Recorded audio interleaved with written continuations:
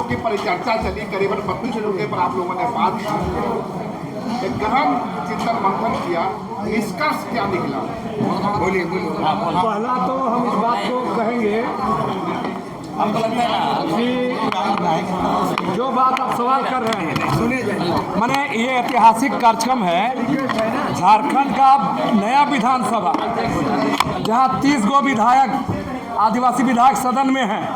वो विधायक लोग आदिवासियों के संवैधानिक हक अधिकार के मुद्दे पर नहीं बोल रहे हैं, परिसीमन पर नहीं बोल रहे हैं, पेशा कानून पर नहीं बोल रहे हैं, जमीन कानून पर नहीं बोल रहे हैं। तो उन तमाम मुद्दों को हम तमाम समाज के लोगों हैं, जो 32 जनजातियां हैं, पारंपरिक प्रधान हैं, बुद्धिजीवी लोग हैं, सामाजिक कार्यकर्ता लोग हैं, यह उपस्थित हैं। यहाँ आके हम लोग विधानसभा चलाने का मकसद ये है ताकि उस विधानसभा को आईना दिखाया जाए। जो नकारे लोग बहरा गुंगा बन चुके हैं, 24 फरवरी से सदन चल रहा है, 27 मार्च तक सदन चलेगा, और 1 महीना में आउटपुट क्या है आदिवासी सवाल पर? आदिवासी पेशा कानून जो केंद्रीय कानून है, उस कानून के तहत नियमावली बनाने की बात कर रहे हैं। पिछले साल हाईकोर्ट ने कहा है 2 महीना में करने की बात थी, 9 महीना हो गया, 3 महीना से आंदोलन हो रहा है। वो 3 महीने के आंदोलन में आप देखेंगे क्या असर हो रहा है। तो मेरा हम लोग का कहना है कि तमाम मुद्दों पर एकजुट होकर के यहाँ पर लोग आए हैं, और आदिवासियों को जो आवाज़, संवैधानिक अधिकार है, ज्वलंत विषय है, जो मुद्दे हैं, उन विषय को ये विधानसभा एजेंडा बनाए और इस पर काम करें। आज यहाँ आदिवासी विधानसभा, आज जो हम लोगों ने कोई भी बिंदु पर हम लोगों ने आज 32 मुद्दे पर हम लोगों ने जो चर्चा की,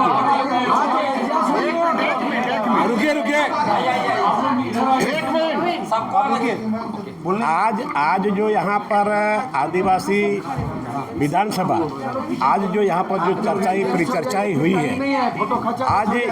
आज एक झारखंड विधानसभा को एक नेशन देने का हम लोग काम कर रहे हैं। और अगर आज ये जिस तरीके से यहाँ पर चर्चाएं परिचर्चाएं एक मुद्दे पर हुआ है, उसी तरह से अगर वहाँ झारखंड विधानसभा में चर्चा होता तो आज शायद इसका जरूरत हम लोग को नहीं पड़ता। इसलिए हम लोग झारखंड विधानसभा को हम लोग एक आईना दिखा दे रहे हैं कि इस तरह से वहाँ चर्चा होनी चाहिए और उस पर अमल होना सवाल रहेगा। प्रभाकर तिर्की जो आंदोलनकारी भी रहे हैं झारखंड के, उन्होंने कहा कि वर्तमान विधानसभा बिहार के तर्ज पर चलाई जा रही है, क्या इस बात से क्या कहें? देखिए, बिहार के तर्ज में देखिए, अभी जिस उद्देश्य से राज्य बना है, जिस उद्देश्य से झारखंड विधानसभा का स्थापना हुआ, तो वो चीज़ नहीं हो रहा है। इसी के चलते आज हम लोग को जरूरत पड़ा। विधानसभा में अपनी भूमिका का निर्वाह किया है, इसे किस रूप में याद करेंगे और क्या इसकी उपलब्धि रही? देखिए, अभी झारखंड विधानसभा उधर चल रहा है और यहाँ आदिवासी विधानसभा चल रहा है, इसलिए इसका आयोजन किया गया जिस मकसद से ये राज्य अलग हुआ था। और आज तक ये 24 साल में यहाँ के आदिवासियों को है या चाहे मूलवासी भी मिला लीजिए कि आखिर इन लोगों को क्या मिला। और ये भी शरद याद रहे कि जब जब आदिवासियों के बीच में मुसीबत आया है, तब तक यहाँ के आदिवासी लड़ाई लड़े हैं, चाहे वो सदन के अंदर में हो। तो जितने लोग गए हैं, जो विश्वास था वो तो हुआ ही नहीं। ये मजबूरन हम लोग को ये आज का विधानसभा चलाना पड़ रहा है, आदिवासी विधानसभा।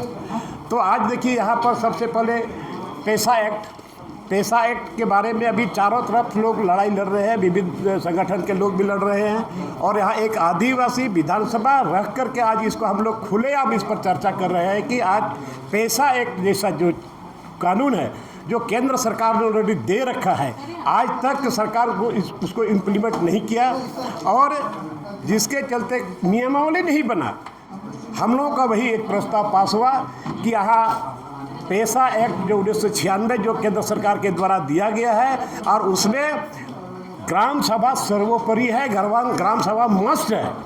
तो आज हम लोगों ने सर्वसम्मति से जो निर्णय लिया है कि जो भी पेशा एक्ट केंद्र सरकार से द्वारा दिया गया है, उसका जो तय उपबंध है, उसको उसी के आधार पर उसमें एक इंच भी इधर उधर नहीं चाहिए, उसी के अनुरूप यहाँ पर नियमावली बनना चाहिए और उसको यथाशीघ्र इसको लागू होना चाहिए। अध्यक्ष जी के लिए एक समस्या होती है, आप भी इस विधानसभा की अध्यक्षता कर रहे थे, कितनी मशक्कत आपको करनी पड़ी? या कोई मशक्कत नहीं करना पड़ा, या पूरा डिसिप्लिन के साथ आदिवासी हिस्ट्री में आपस में किसी तरह का कोई संघर्ष नहीं है, अनबन नहीं है।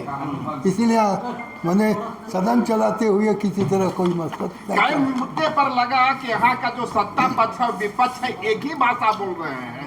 खुद जो विपक्ष की भूमिका में थे लोबिन हेम्ब्रम, उन्होंने कहा कि मैं भी विपक्ष में हूँ। इसे किस रूप? जहाँ तक आदिवासी हित का प्रश्न है, जो संविधान में लिखा हुआ है, पेशा एक्ट में लिखा हुआ है, हम लोग उसी ये परिवेश में हम लोग बात कर रहे हैं। उसको लेकर आपस में हम लोग का विपक्ष और हम लोग में किसी तरह का खींचतान नहीं है। इसीलिए यहाँ विपक्ष का होते हुए भी समर्थन में सारी बातों को बोला है। चलो ठीक। आखिरी बात ये कि संविधान से बड़ा दूसरा नहीं है। संविधान 25 अनुसूचियाँ के लिए अलग से संविधान बना है। अगर वह लागू होता तो आदिवासियों का डेमोग्राफी कभी नहीं गड़बड़ाता, क्योंकि संविधान के अनुसार यहाँ बाहरी लोगों का प्रवेश निषेध है। निषेध होने के बावजूद भी मतलब डेमोग्राफी गड़बड़ा गया। और पेशा एक जो बना हुआ है उसमें आदिवासियों के अस्मिता अस्तित्व को बचाने के लिए बिना ग्राम सभा का 1 इंच भूमि राज्य सरकार किसी गांव से अधिग्रहण नहीं कर सकती है। ये जानबूझ करके यहाँ के डेमोग्राफी को गड़बड़ करने के लिए सरकार एकदम चुपचाप है। सब बेजुबान हो गया, सब मुर्दा बने हुए हैं। उन लोगों को आईना दिखाने के लिए, उन लोगों को जगाने के लिए, उन लोग जो बेजुबान है जुबान खोलने के लिए आज हम लोगों ने ये किया। पेशा कानून अगर लागू होती है तो क्या अनुसूचित क्षेत्रों में चुनाव होगी? क्या बनेगी? चुनाव तो होगा, लेकिन चुनाव तो होना नहीं चाहिए। नहीं हो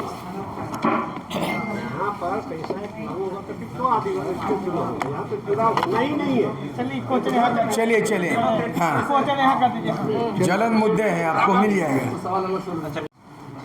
सत्ता नहीं, हम थे जनसत्ता और उधर है राजसत्ता। राजसत्ता में वोट देकर निर्वाचित सदस्य जो बहरे, गूंगे, लंगड़ा, लूल्हा सरकार बना और हमारे आदिवासियों की ना आवाज़ है, आदिवासियों के प्रति ना दृष्टिकोण है, न दूरदृष्टि है, न पारदर्शिता है, कुछ नहीं है। आज जो निर्णय हुआ ऐतिहासिक हुआ है। दूसरा है, हम जितने भी राय मिला है और जितने भी एक प्रारूप तैयार करेंगे, हमको लगता है कि 1 महीना के अंदर में तमाम विद्वान हम लोगों को एक बुकलेट बनाएंगे, जिसमें राष्ट्रपति को कॉपी देंगे, जिसमें राज्यपाल को देंगे और जिसमें मुख्यमंत्री को देंगे, आदिवासी के 28 विधायकों को देंगे और तमाम 81 विधायक को देंगे। और हम लोग वहाँ पे डेडलाइन जारी करेंगे। अगर आदिवासी हित में स्वशासन व्यवस्था हमारे गांव में हमारे राज अबुआ दिसुम अबुआ राज लागू नहीं किया, मातृभूमि की रक्षा नहीं हुई, मातृभाषा में पढ़ाई नहीं हुई, जल जंगल जमीन की रक्षा नहीं हुई, विस्थापन नहीं रुका, ये तमाम परिसीमन नहीं खत्म हुआ, ये तमाम चीज मान नहीं, उसको निर्देश दिया जाएगा और 5th शेड्यूल एरिया में इतना सशक्त संदेश जाएगा कि भारत के 10 राज्यों में यहाँ का एक मिसाल, एक उदाहरण विशाल बनेगा।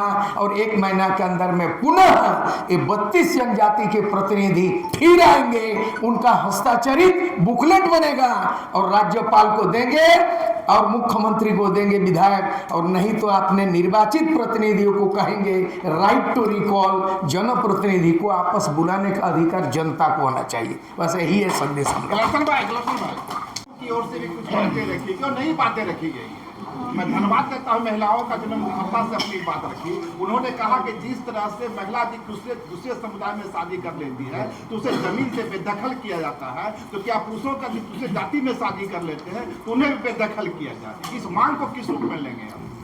देखिए, आदिवासी समाज पूरे देश में समानता के लिए जाना जाता है और दुनिया में मानवाधिकार की बातें 1215 में शुरू हुई जॉन द्वितीय इंग्लैंड के राजा के द्वारा। लेकिन आदिवासी समाज जब से अस्तित्व में है तब से हमारे यहाँ समानता है। अब जहाँ तक बात रहा कि हम कितना अधिकार देना चाहते हैं, वो तो समुदाय का है। समुदाय को तो प्रकृति ने दिया, कोई नहीं दे सकता, पुरुष नहीं दे सकता। सब लोग आदिवासी महिला पुरुष बच्चे सबों का समान अधिकार है। और यहाँ पे देखिए ये लोग 33% का बात करते हैं, हम लोग बोलते हैं हमारे समाज में महिलाओं को 50% देना चाहिए, बराबरी का अधिकार मिलना चाहिए हर मसले में। और हमारे जो पारंपरिक व्यवस्था है उसमें भी महिलाओं को जैसे पढ़ा राजा अगर पुरुष है तो महिला भी पढ़ा राजा होना चाहिए। इसमें परिवर्तन आ रहा है, परिवर्तन आएगा। जहाँ तक आपने कहा कि अगर आदिवासी महिला शादी करती है तो उसको बेदखली करने की मांग होती है, तो क्या पुरुष करते हैं तब भी होना चाहिए? बिल्कुल होना चाहिए। हम लोग इस मंच से उसका 100% समर्थन करते हैं।